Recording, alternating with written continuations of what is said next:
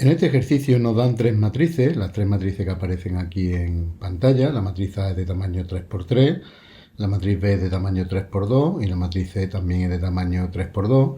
Y nos piden en el apartado A que determinemos la matriz X que verifica esta ecuación, A por X más B igual a A cuadrado por C. Y en el apartado B nos dicen que determinemos las dimensiones de dos matrices P y Q, sabiendo pues que se tiene que cumplir esta igualdad, que A por P traspuesta más C tiene que coincidir por C multiplicada por Q por B. Bueno, vamos a empezar con el apartado A. En esta ecuación matricial, pues si queremos, entre comillas, despejar la X, pues puede parecer interesante que en algún momento a lo mejor tenemos que calcular la inversa de la matriz A. Bueno, pues vamos a ver que la matriz A tiene inversa. Para ello, pues vamos a empezar calculando el determinante de la matriz A. Bueno, pues ya sabemos, estas tres diagonales, estos tres elementos, estos dos con esto y estos dos con esto, por la regla de Sarro, y luego menos, pues las mismas operaciones, pero en el sentido, digámosle así, contrario, pues 1 por 0 y por menos 1, más menos 2 por menos 1 y por 2, más 1 por 1 y por 0. Tendríamos estos elementos y ahora, como hemos dicho, en el otro sentido, pues menos 0 por 0 y por 2, menos menos 1 por 1 y por 1 y menos menos 2 por 1 y por menos 1. Bueno, pues hacemos esas operaciones, nos queda que el determinante vale 3 y ya sabemos, una matriz tiene inversa si solo si su determinante es distinto de 0, pues por lo tanto, como es distinto de 0, sabemos que la matriz A tiene inversa. Bueno, pues vamos a utilizar eso que hemos visto, que la matriz A tiene inversa, para despejar la X en esa ecuación matricial. Ahí tenemos la ecuación matricial. Lo primero que vamos a hacer es restar en ambos miembros de la ecuación la matriz B, pues restamos, nos quedará aquí la matriz A por X y aquí nos quedará A cuadrado C menos B. Bueno, y lo que vamos a hacer ahora es multiplicar a ambos miembros por la matriz inversa de A. Recordemos que el producto de matrices no es conmutativo, por lo cual hay que decidir si multiplicamos por la izquierda o por la derecha, y evidentemente tendremos que hacer lo mismo en ambos miembros de la ecuación, pues vamos a multiplicar a la izquierda por la inversa de la matriz A. Pues tendremos A menos 1 por A y por X, en el miembro de la izquierda, y A menos 1, pues por esta expresión que teníamos aquí en el segundo miembro, A cuadrado C menos B. Evidentemente, la inversa de A, por definición de matriz inversa, nos va a quedar la identidad, y la identidad por X es X, así que ya tendremos así la X despejada. Y luego podemos observar que en la izquierda, pues ya podríamos hacer esta operación, A cuadrado por C menos B, y luego multiplicar por la izquierda por la inversa de la matriz A. Pero observemos que si este A cuadrado lo ponemos como matriz A por matriz A y aplicamos la propiedad distributiva, pues nos va a quedar la inversa de A por A, que va a ser la identidad, y nos va a quedar una expresión mucho más sencilla, A por C menos la inversa de A por B. Pues ya tenemos la X despejada y lo único que tendremos que hacer para terminar este apartado, pues multiplicar A por C, luego a la inversa de A por B y luego restar esas matrices. Bueno, pues venga, vamos allá.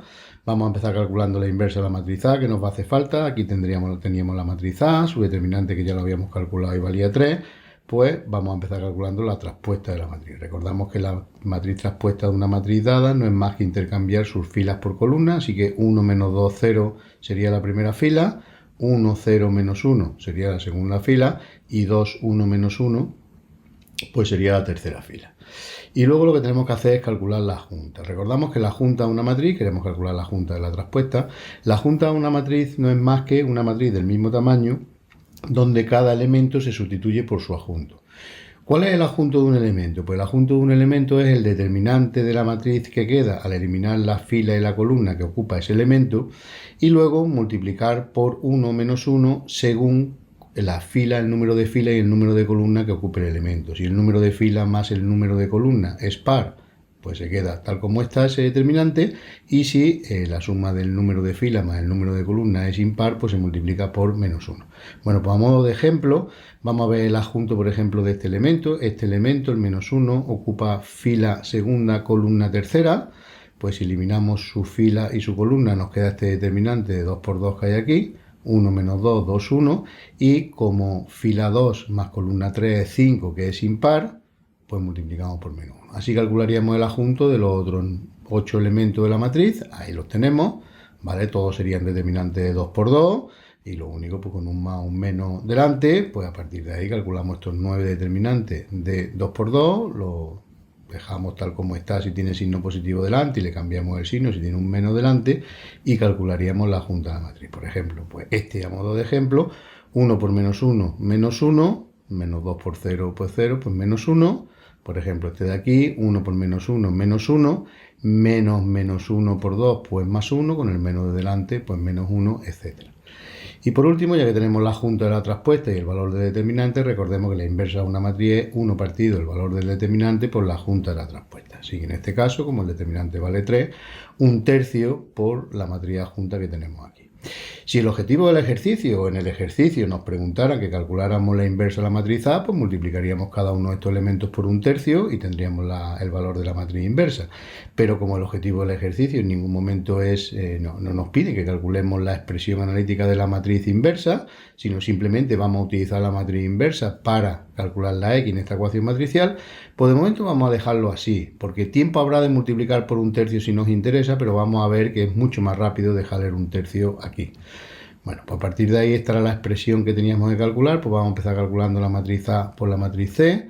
Aquí tenemos arriba la expresión de la matriz A, la expresión de la matriz C, pues también la tenemos aquí arriba. Observemos que la matriz A es de 3 por 3, la matriz C es de 3 por 2, pues recordemos que dos matrices se pueden multiplicar si el número de columnas de la primera matriz coincide con el número de filas de la segunda matriz, que lo es, 3 y 3, y el tamaño de la matriz resultante es una matriz de tamaño, el número de filas de la primera matriz, 3, por el número de columnas de la segunda matriz, 2. Bueno, pues estas son las dos matrices que tenemos que multiplicar y ese sería el resultado. Recordemos que, por ejemplo, el resultado del primer elemento se obtiene multiplicando elemento a elemento los elementos de la primera fila por los elementos de la primera columna, 1 por 1, 1 por menos 1 y 2 por menos 2 y sumándolo. Así que 1 menos 1 menos 4, pues menos 4. Así haríamos lo mismo con el resto de las filas y las columnas. Por eso es necesario que el número de columnas de la primera matriz coincida con el número de filas de la segunda matriz, para que tengamos el mismo número de elementos a la hora de multiplicar elemento a elemento. Bueno, pues tenemos el valor de la inversa de la matriz, teníamos la X despejada en nuestra ecuación matricial, acabamos de calcular A por C, pues solo nos queda calcular la inversa de A por B. Vamos a multiplicar la inversa de A por B y esto es lo que nos referíamos. La inversa de A ya hemos visto antes que era 1/3 por esta matriz y la B pues lo tenemos aquí arriba y tiene esta expresión. Si hubiéramos multiplicado 1/3 por estos 9 elementos de esta matriz, elemento a elemento, pues tendríamos ahora, entre comillas, aquí como 9 fracciones y a la hora de multiplicar esos elementos por los elementos de las distintas columnas que tenemos aquí, pues tendríamos pues un buen barullo de cuentas, ¿vale? Mientras que es mucho más sencillo multiplicar estas dos matrices con los números enteros que tienen y luego al final multiplicar por 1/3. Esto es lo que nos referíamos antes con dejar la expresión de la matriz inversa de esta manera.